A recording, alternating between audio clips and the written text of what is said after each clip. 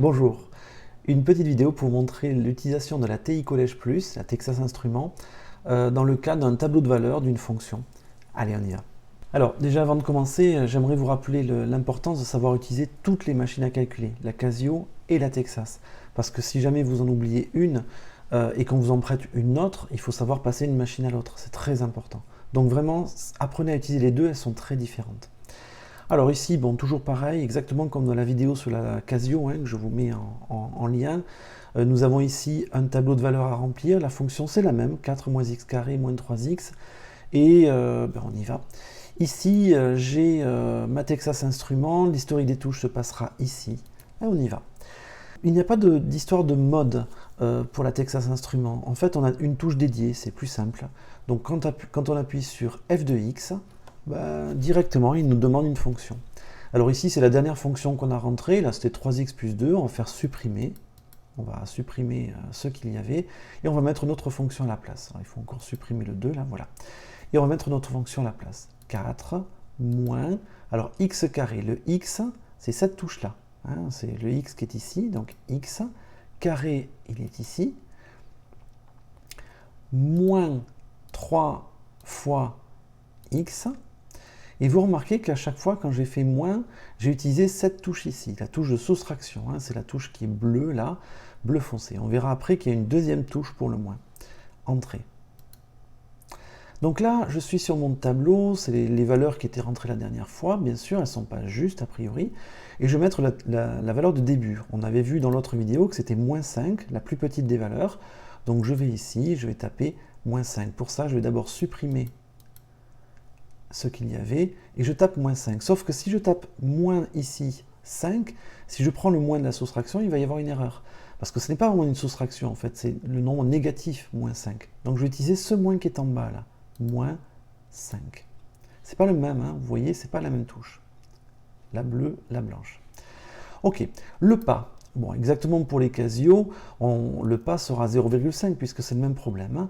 Donc je fais entrée pour passer à la ligne suivante. Et là, je vais supprimer jusqu'à ce que je sois bon et je tape 0,5 pour avoir le pas.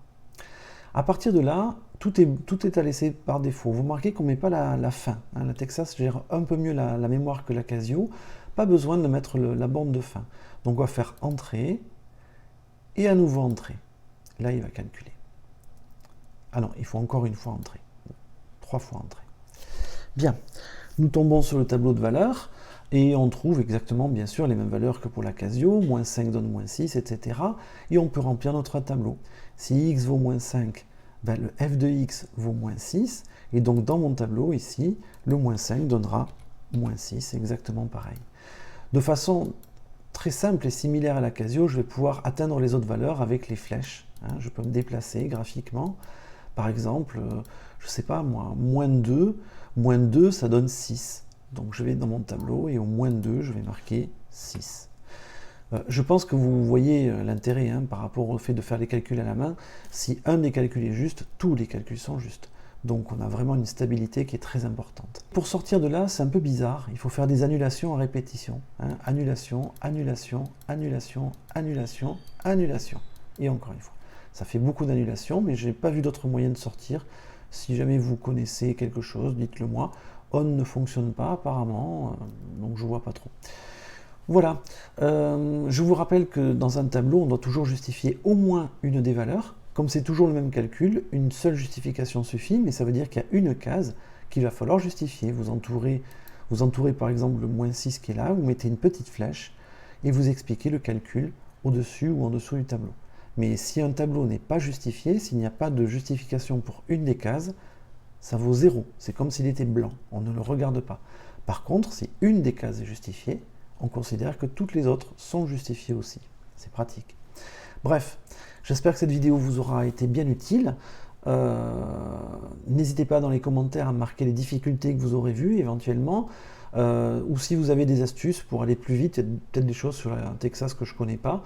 Et mettez un like si jamais vous avez été content de la vidéo. Je vous remercie, à bientôt, au revoir.